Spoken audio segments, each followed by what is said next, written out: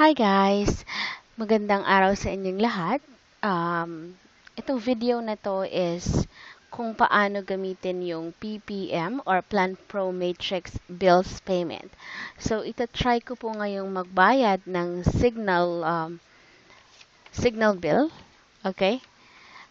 Login muna po tayo dito sa ating website. Okay. Okay, pagka-login, punta lang po tayo sa Products and Services, Bills Payment, then click New Payment to select the categories and the biller name.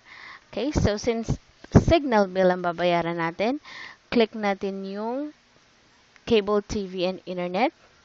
Biller is Signal TV. Continue. Then enter ko lang yung account number. 900-635-5412.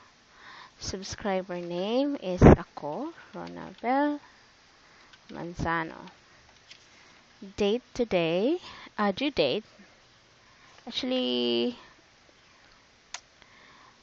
July 5 pa ang due date ng aking bill. So, 07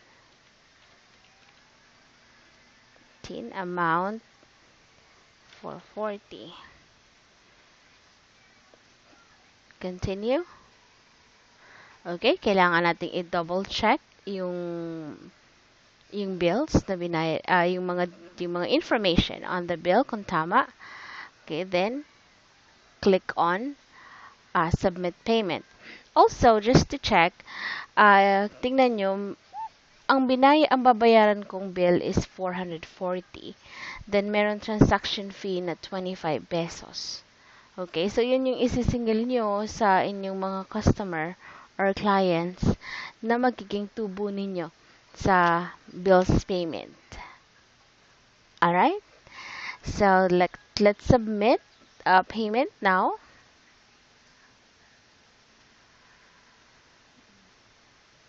Okay. There you go. So, ito yung date ngayon, payment reference number, then the Signal TV account number and the amount. Ang total na babayaran dapat ni client mo ay 465 kasi 'di ba 440 yung bill plus 25 pesos transaction fee. Okay? And then, ang cost nun, ang mababawas sa account mo ay 455. So, bali, ang charge ay 10 pesos. I mean, ang kita mo for this specific billing ay 5 pesos, 10 pesos. Okay? Hope it helps sa mga susunod na bills payment transactions nyo. Okay?